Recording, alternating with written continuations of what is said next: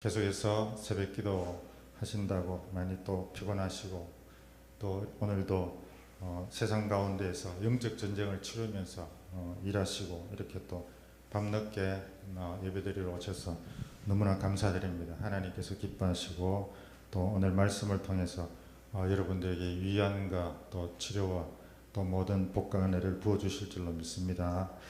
예, 오늘 말씀을 통해서 38년 된 병자를 고치신 예수님에 대해서 말씀드리도록 하겠습니다. 본문 1절 말씀에 보시면은 예수님께서 유대인의 명절에 예루살렘에 올라가셨다 이렇게 말씀하고 있습니다. 예수님께서 왜 예루살렘에 올라가셨느냐 하면은 그것도 명절날, 그 명절날은 어떤 날인지 정확하게 알 수는 없지만은 아마 유월절인 것으로 그렇게 생각을 하고 있습니다. 그런데 예수님께서 아무 생각 없이 그렇게 명절날 올라가신 것이 아니라 예수님이 하시는 모든 일에는 분명한 계획이 있고 하나님의 뜻이 있다는 것입니다. 그와 마찬가지로 우리에게 일어나는 수많은 일들에는 다 하나님의 뜻하심이 있고 계획하심이 있다는 사실을 우리는 믿어야 된다는 것입니다. 지금까지 살아온 인생 여정도 그렇고 또 앞으로 살아갈 인생길도 다 하나님의 섭리 아래에 있다는 것입니다. 우리는 절대로 여러분 우연이 없습니다. 어쩌다 보니까 되는 그런 일은 전혀 있을 수가 없다는 것입니다. 그러므로 우리가 살아가는 동안 모든 일은 하나님의 뜻대로 판단하고 결정하고 그렇게 살아야 된다는 겁니다. 그리고 무엇이든지 선택의 기로에 놓여 있을 때에 하나님의 그 뜻에 합당한 대로 그리고 하나님이 원하시는 대로 우리가 선택을 해야 된다는 것입니다. 그런데 대부분의 사람들은 예수님 믿는 사람이나 예수님 믿지 않는 사람이나 대부분은 보통 이렇게 크고 작은 일을 결정하게 될 때에 자기 마음대로 자기 생각대로 자기 뜻대로 그렇게 결정하는 그 경우가 대부분입니다. 그러므로 하나님을 믿는 우리는 어떤 중요한 일을 하기에 앞서서 항상 하나님 앞에 기도하고 또 하나님의 뜻을 찾는 것이 굉장히 중요하다는 것입니다. 왜냐하면 잠언서 16장 9절 말씀에 보면은 사람이 마음으로 자기 길을 계획할지라도 그의 발걸음을 인도하시는 이는 여호와 하나님이시라는 것입니다. 하나님이 우리의 삶을 우리의 인생을 인도하신다라는 그 사실을 우리가 분명히 깨닫고 믿고 그렇게 살아가야 한다는 것입니다. 하나님의 자녀인 우리는 하나님의 뜻대로 살아야지만 성공적인 삶을 살아갈 수가 있다는 것입니다. 우리는 하나님이 나를 위해서 계획하심이 분명히 반드시 있다는 사실을 우리가 그것을 가지고 또 그것을 믿고 이것을 하나님의 뜻이 무엇인지 나를 통한 하나님의 계획이 무엇인지 그걸 기도를 통해서 반드시 여러분 찾아서 기도하고 힘써야 된다는 것입니다. 이것이 인생을 낭비하지 않고 잘 살아가는 그런 비결이 된다는 것입니다. 하나님이 나에게 원하시는 것은 하나님께서 반드시 나를 통해서 알게 하십니다. 그 알게 하시는 것을 우리가 생각을 하고 우리의 영이 조금만 밝아져서 깊게 영적으로 생각을 하게 되면은 하나님의 뜻을 다 알아낼 수가 있다는 것입니다. 첫 번째, 세상에는 무거운 짐에 눌려서 신음하는 이들이 너무나도 많이 있다는 것입니다. 오늘 본문 말씀 2절과 3절 말씀을 보게 되면은 베데스다 못 주변에 5개의 행각이 있습니다. 그 행각 안에 각종 병자들이 물의 동함을 기다리고 있었다는 것입니다. 왜냐하면 천사가 내려와서 물이 동하게 될 그때에 가장 먼저 들어가는 사람은 어떤 질병이든지 간에 다 나을 것이다 라는 그런 믿음 때문입니다. 근데 여러분 그것은 미신입니다. 미신. 잘못된 믿음이라는 것이죠. 베데스다 못에 나와 있는 모든 사람들이 다 무거운 짐을 지고 신음하고 있는 것입니다. 여러분, 질병 문제는 뭐 지식이 많고 적고 상관없이 또 우리가 많이 배우고 많이 또 적게 배우고 상관없이 사회적인 그런 지위 고하와 상관없이 빈부귀천을 막론하고 누구도 피해갈 수 없는 그런 문제라는 것입니다. 그리고 그 누구도 자신의 질병 문제를 해결해 줄 수 있는 사람이 없기 때문에 한 가닥 신라 같은 그런 희망을 가지고 마지막으로 찾아서 모여든 곳이 바로 베데스다 못이라는 것입니다. 그 외에는 달리 선택할 방법이 없기 때문입니다. 베데스다 못처럼 세상에는 수고하고 무거운 짐에 눌려서 신음하는 그런 사람들이 너무나도 많다는 것입니다. 가난에 눌려있는 사람들, 질병에 짐을 눌려있는 사람들, 또 죄의 짐에 눌려있는 사람들, 곳곳에서 해답을 찾지 못하고 절망 가운데에서 빠져서 하루하루 힘겹게 그렇게 살아가고 있다는 것입니다. 베데스다 못에 나와 있는 이 사람들은 언제 나에게 고침을 받을 기회가 올 것인가, 그거를 기다리고 있다가 또 기회를 놓치게 되면 고통 가운데 절망 가운데서 또 하염없이 다음을 기다려야 하는 그런 상황으로 살아가고 있다는 것입니다. 그런데 지금도 우리가 이렇게 먹고 마시고 편안하게 살고 있는 이때에도 지구촌에 수많은 사람들이 굶주림 속에 있고 질병 가운데 있고 그리고 죽어가는 사람들이 있다는 것입니다. 그리고 그런 사람보다도 더 많은 사람들이 예수님을 알지 못하고 하나님을 믿지 못하고 그렇게 지금도 지금 이 순간에도 죽어서 지옥으로 들어가는 그런 안타까운 상황에 놓여 있다는 것입니다. 그러므로 여러분, 우리가 죄로 인하여서 힘들고 어려운 상황 속에서도 또 고통 가운데서 절망 가운데서 아무 소망 없이 참 기쁨과 참 행복을 누리지 못하고 살아가는 그런 사람들이 너무나도 많이 있다는 사실을 우리가 알아야 된다는 것입니다. 두 번째로, 길을 모르는 사람은 어리석게 행할 수밖에 없다는 것입니다. 4절 말씀을 보시게 되면 많은 병자들이 베데스다 못가에 그 행각에 모여 있는 것은 천사가 가끔 내려와서 물을 동하게 할 그때에 맨 먼저 들어가는 사람이 무슨 병이든지 간에 낫게 된다는 것을 믿고 그렇게 다 모여서 기다리고 있다는 것입니다. 이것은 사실이 아닙니다. 미신적인 겁니다. 전혀 성경적인 그런 근거가 없다는 것입니다. 하나님께서는 이렇게 역사하신 예가 없다는 것입니다. 나만 장군이 요단강에 물에 들어가서 7번 몸을 씻음으로 인해서 그 나병이 고쳐지던 그런 역사가 일어났고, 또 거지 소경 바디메오가 실로암 목가에 가서 눈을 씻음으로 인해서 그 소경이 눈을 뜨게 되는 그런 역사가 일어났었습니다.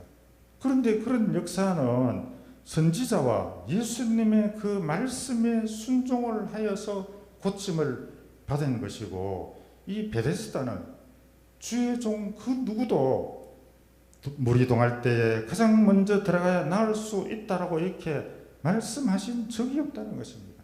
이것은 단순히 그냥 민간 신앙일 뿐인데도 불구하고 하나님의 선민들을 자랑하는 이 유대인들이 지푸라기라도 잡는다는 그런 심정으로 되지도 않을 일에 목매려 달고 있다는 것입니다.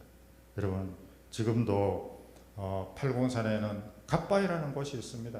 그 갓바위는 누구든지 꼭 한 가지 소원은 다 들어준다는 그런 속설을 퍼뜨리고 있습니다.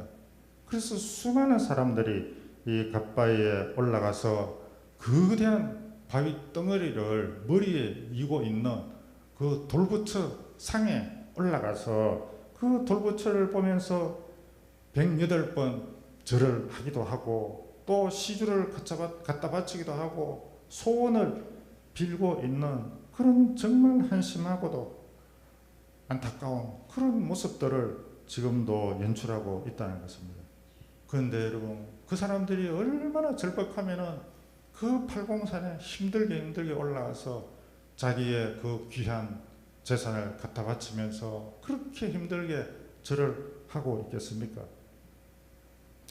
당시에 유대 종교 지도자들이라고 하는 이 제사장들과 바리새인, 서기관 또 이런 사람들이 희망을 주지 못하고 바른 길을 가르쳐주는 사람이 없었기 때문에 이 베데스다에 그렇게 사람들이 모여 있었다는 것입니다.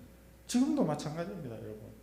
기독교인이라 하면서도 교회에 다닌다고 하면서도 길이요 진리요 생명 대신 그 예수님을 뒤로 하고는 용하다고 하는 그런 점집에 찾아가서 점을 치고 있다는 것입니다.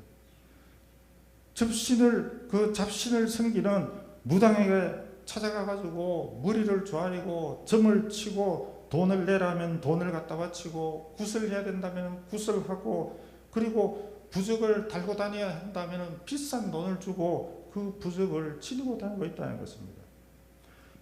자녀의 그 대학 입시를 위해서, 남편의 진급을 위해서, 심지어는 국회의원들까지도 선거가 다가오게 되면 용하다는 그런 점쟁이를 다 찾아다니면서 그렇게 돈을 주면서 점을 치고 있다는 것입니다.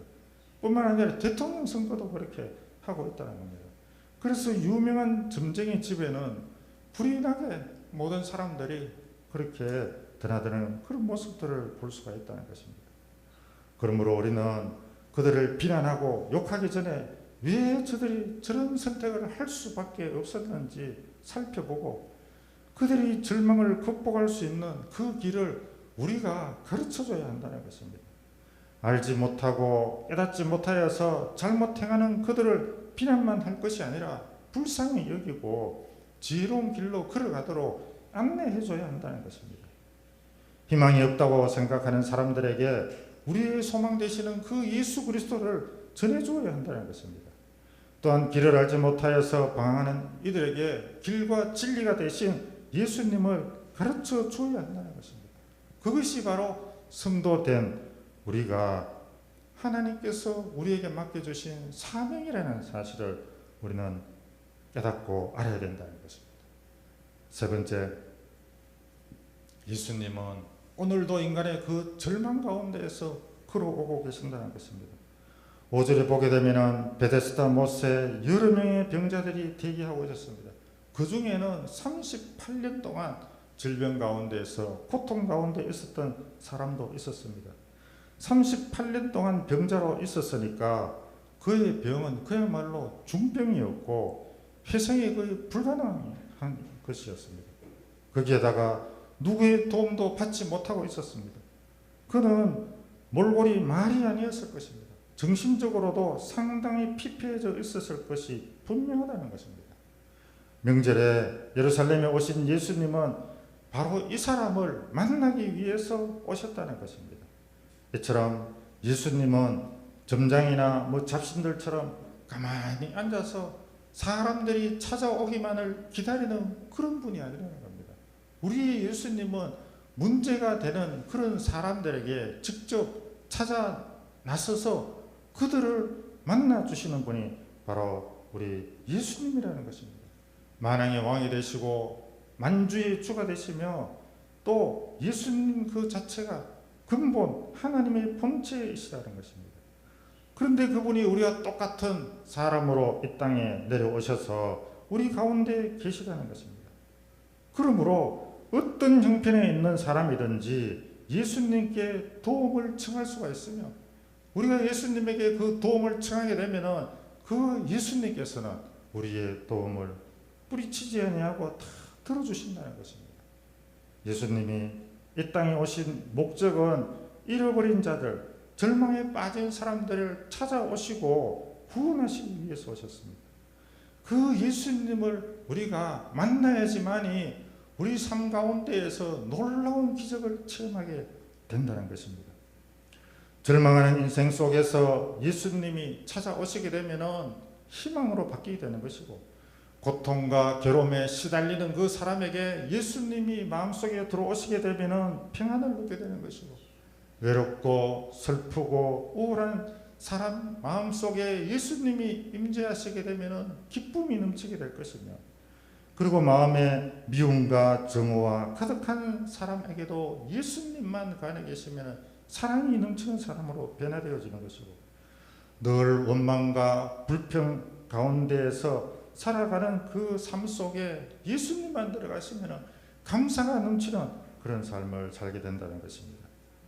예수님께서 누구의 인생 속에 들어가시든지 간에 거기에는 놀라운 변화가 일어날 수밖에 없으며, 그 순간부터 그 사람은 더 이상 절망의 지배를 받지 아니하고 희망이 넘치는 그런 삶을 살아가게 된다는 것입니다.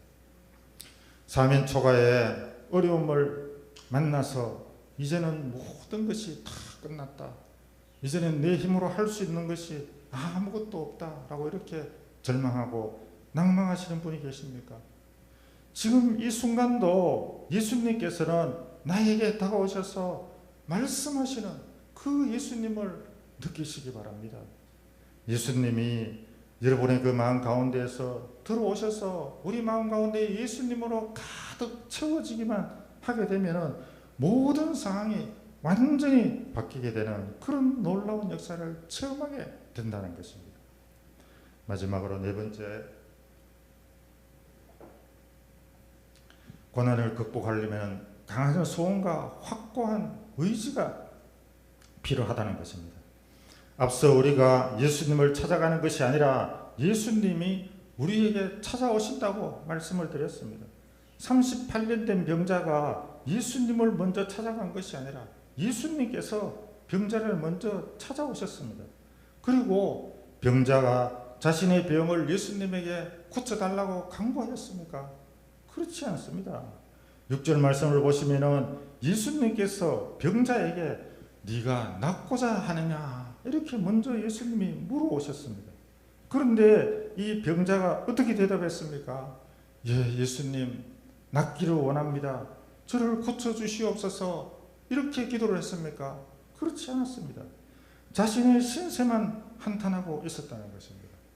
그리고 13절에 보면은 심지어는 자신을 고쳐준 사람이 누구인지 이름조차도 모르고 있었다는 것입니다. 그럼에도 불구하고 예수님은 아무런 값도 없이 아무런 대가도 없이 그냥 고쳐주셨다는 것입니다. 이것이 바로 하나님의 사랑이고 하나님의 은혜라는 것입니다. 그런데도 불구하고 세상 사람들은 하나님을 모릅니다. 예수님을 모르고 있습니다. 그리고 또 알려고 하지도 않습니다.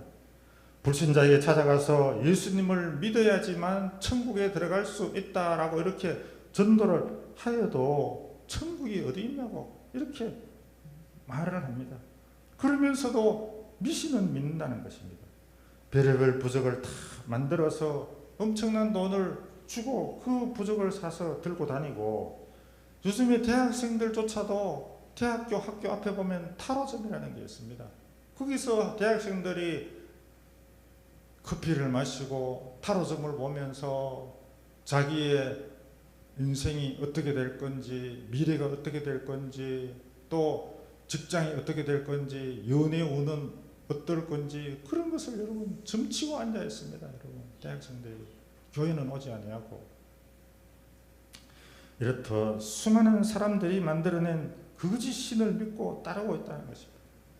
그리고 이 세상은 베데스다에 나와 있는 수많은 병자들이 자기만 살려고 자신과 같은 그 처지에 있는 사람들과 그렇게 경쟁을 벌이고 있는 것이 바로 세상 사람들의 모습이라는 것입니다. 세상 대부분의 사람들은 남을 도와주지 않습니다. 아니, 도울 수가 없다는 것입니다.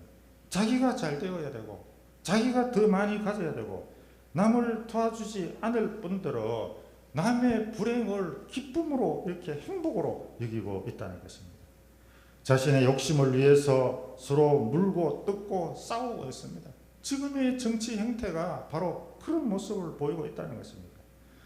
그것은 자기만이 사는 것이 아니라 그것은 다 같이 죽는 길로 걸어가고 있는 건지도 모르고 그렇게 살아가고 있다는 것입니다.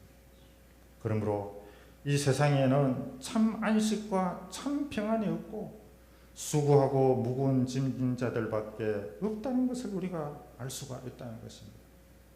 정정을 일삼을수록 늘어나는 것은 죄의 짐뿐이라는 것입니다. 인생의 고통과 절망과 괴로움의 짐들 뿐이라는 것입니다. 이렇게 힘들고 어렵고 고되고 괴로운 그런 방법으로 자신들의 그 문제들을 해결해 나가려고 하고 있다는 것입니다. 38년 된 이 병자도 물이 동할 때에 제일 먼저 들어가야 한다고 그런 세상적인 방법을 말하고 있습니다. 38년 된 병자가 자신의 몸도 일으키지 못하고 스스로의 힘으로는 도저히 들어갈 수도 없는 그런 불가능한 일만 바라보면서 살아가고 있다는 것입니다. 되지도 않을 일에 모든 힘과 정력을 쏟고 있는 이 세상 사람들의 그런 모습이 바로 38년 된 베데스다에 그 모여있는 그런 병자들의 모습이라는 것입니다. 그러나 여러분, 하나님의 방법은 너무나도 쉽다는 것입니다. 그냥 하나님의 말씀을 믿고 그 말씀에 순종하기만 하면 된다는 것입니다. 38년 된 이 병자를 치료하는 예수님의 치료 방법이 어땠습니까?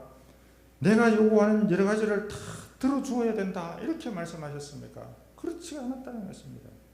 돈을 내야 된다라고 말씀하셨습니까? 돈을 내라고 말씀하지 않았습니다. 착한 일을 많이 해야 된다고 이렇게 말씀하셨습니까? 그렇지 않았다는 것입니다. 8절 말씀을 보시게 되면은 그냥 내 자리를 들고 걸어가라 그렇게 한 말씀밖에 한 것이 없다는 것입니다. 말씀을 듣고 들은 말씀대로 자리를 들고 일어나서 걸어가기만 하면 된다는 것입니다. 여러분, 얼마나 쉬운 일입니까? 예수님께서는 세상 사람들에게 수고하고 무거운 짐진 자들아 다 내게로 오라 이렇게 말씀을 하시고 오면은 무엇을 하라고 말씀하십니까? 돈을 내으라고 말씀을 하시지가 않습니다. 하나님이 원하시는 어떤 것은 선하고 착한 일을 많이 해야 된다라고 말씀하지 않고 있다는 것입니다. 그냥 다 나에게 와라. 나에게 와서 그냥 쉬어라. 그렇게만 말씀하고 있다는 것입니다. 하나님께서 원하시는 것은 우리가 하나님에게 나아가는 것입니다. 하나님에게 나아가기만 하면 된다는 것입니다. 하나님에게 나아가기만 하면은 하나님께서 평안도 주시고 안식도 주시고 행복도 주시고 그런 모든 복과 은혜들을 다 부어주시겠다고 약속을 하는데도 불구하고 하나님에게 나오지 않고 있다는 것입니다. 그것이 가장 큰 문제라는 것입니다. 왜 나오지 않습니까? 이 세상살이가 너무나도 재미가 있다는 것입니다. 죄 짓는 것이 너무나도 재미가 있으니까 세상 속에 빠져서 그렇게 살아가고 있다는 것입니다. 38년 된 이 병자는 예수님에게 못에 들어가는 경쟁에서 이기게 해달라고 도와달라고 그렇게 이야기를 했지만은 예수님께서는 말씀으로 38년이나 된 그 병을 눈 깜빡할 사이에 완전하고 완벽하게 고쳐주셨습니다. 경쟁만이 살 길인 이 세상에서 경쟁력이 없는 그런 38년 된 병자에게 예수님께서는 38년 만에 참 평안과 안식을 누리게 하셨고 또 천사가 나타나 물이 동할 때에 먼저 들어가면 고침받는다는 그것이 바로 미신이고 신화이고 흑우라는 사실을 확실하게 보여주셨다는 것입니다. 세상 사람들은 지금도 경쟁에서 이겨야지만 편히 쉴 수 있다고 이렇게 말을 하고 있습니다. 참된 쉼은 예수님 안에 있습니다. 여러분. 예수님 외에 세상 속에서는 그 어떤 곳에서도 우리가 쉴 수 있는 곳은 아무것도 없다는 사실을 우리는 알아야 된다는 것입니다. 여러분, 하나님의 그 은혜를 구하는 사람들에게 그 마음에 예수님께서 찾아오신다는 것입니다. 피말리는 경쟁이 없어도, 피튀기는 전쟁이 없어도 누구든지 예수님에게 나가기만 하면 된다는 것입니다. 하나님 말씀이 역사하시는 이곳에 바로 쉼이 있다는 것입니다. 죄가 떠난 곳에, 마귀가 떠난 곳에 바로 쉼이 있다는 것입니다. 그러므로 지금 고난과 시련 속에서 절망감을 느끼시는 분이 계십니까? 그러면은 하나님께서 주신 그 인생의 목표를 생각하고 그곳에 시선을 고정시키시기 바랍니다. 그러면은 고난을 극복하고자 하는 그런 강한 소원과 의지, 확고한 의지가 생겨나게 된다는 것입니다. 욥기 6장 8절 같이 한번 읽어봅시다. 시작. 하나님이 나의 구하는 것을 얻게 하시며 나의 사모하는 것 주시기를 내가 원하나니. 아멘. 하나님께서는 우리가 원하는 것, 내가 사모하는 것, 그것을 주기를 원하고 계신다는 것입니다. 그래서 우리는 하나님에게 그것을 구해야 된다는 겁니다. 그리고 또 시편 37편 4절 말씀에도 또 여호와를 기뻐하라. 그가 내 마음의 소원을 내게 이루어 주시리로다. 아멘. 여러분, 우리 마음속의 소원을 이루어 주실 분은 예수님밖에 없습니다. 하나님밖에 없습니다. 누가 우리의 마음의 소원을 이루어 줄 사람이 있겠습니까? 아무도 없다는 사실입니다. 오늘 이 베데스다 사건을 통하여서 우리는 예수님에게, 인간에게 자유를 주시는 분이 바로 예수님이라는 사실을 우리가 믿어야 할 것이며, 예수님이 계신 곳이 참된 자유가 있다는 것을 우리는 확인하게 된다는 것입니다. 예수님을 만남으로 38년 동안 병에 사로잡혀 고생하던 그 사람이 지긋지긋한 그 고통의 짐에서 놓여지게 되어지고 자유하게 되어졌다는 것입니다. 예수님은 우리의 모든 죄짐을 다 벗겨주시고 자유케 하시는 분이십니다. 하지만은 이 모든 은혜를 누구나가 다 누리는 것은 아니라는 것입니다. 믿음이 있는 사람만 누릴 수가 있는 것입니다. 하나님께서 나에게 역사해 주실 것이라는 그런 확고한 믿음이 있어야지만 하며, 그 믿음을, 신앙 고백을 한 사람에게만 나타난다는 것입니다.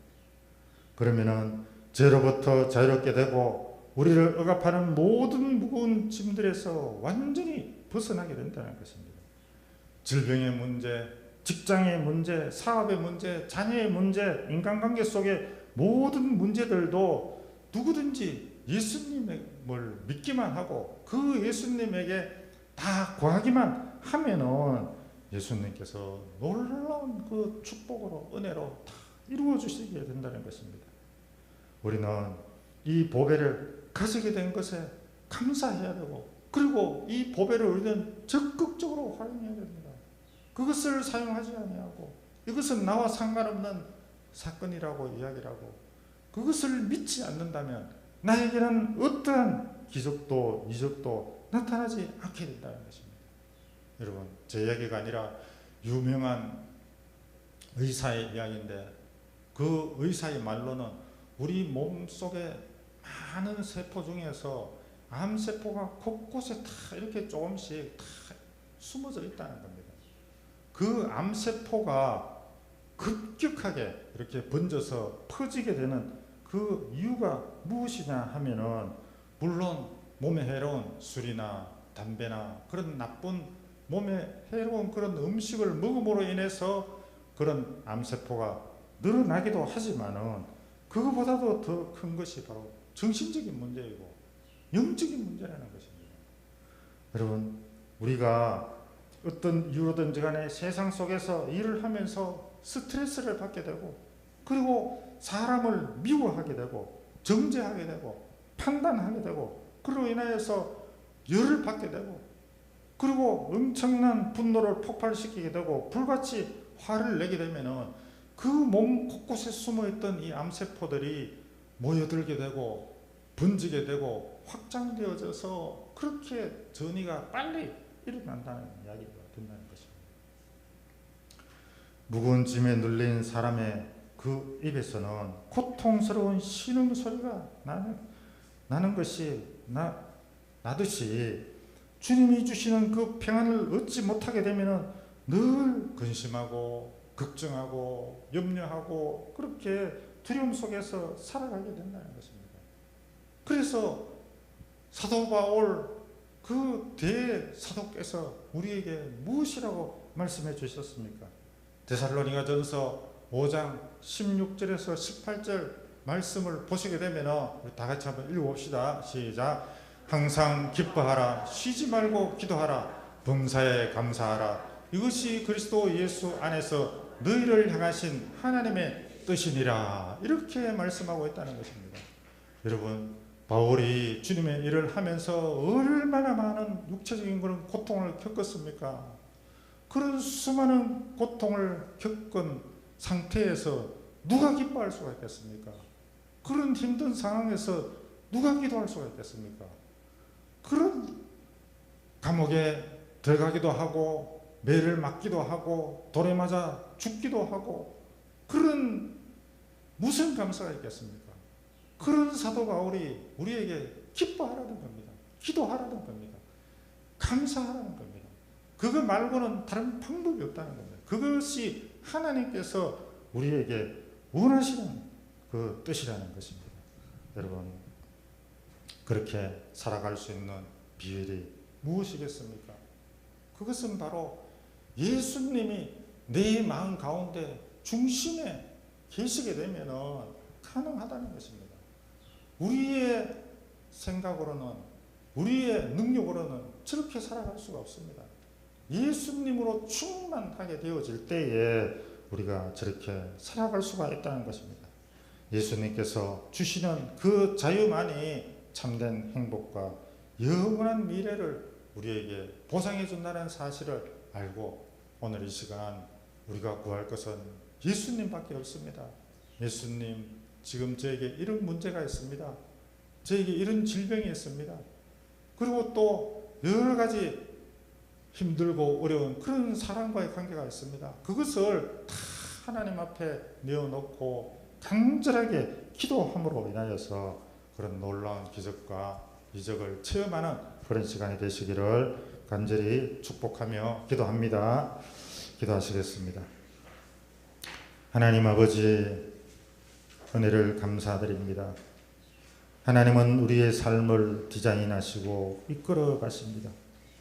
내 인생이라고 내 마음대로 사는 것이 아니라 내 인생은 하나님의 것임을 깨달아 알고 하나님이 나에게 주시는 뜻과 계획을 발견하게 하여 주시옵소서. 우리가 이 세상을 살아가면서 수많은 인생의 문제들을 만나게 됩니다. 그 모든 문제들을 내가 따안고 힘겹게 살아가지 말고 주님 앞에 다 내려놓고 주님이 해결해 주시기만을 간구하고 하나님의 역사하심을 체험하고 난 이후에 아직도 갈 길을 몰라 방황하는 사람들에게 우리의 소망 되시는 예수님을 전가하고 선포하여서 저 영혼들을 살리고 건지는 일을 감당하는 저희들이 되게 하여 주시옵소서. 이 모든 말씀을 우리 주 예수 그리스도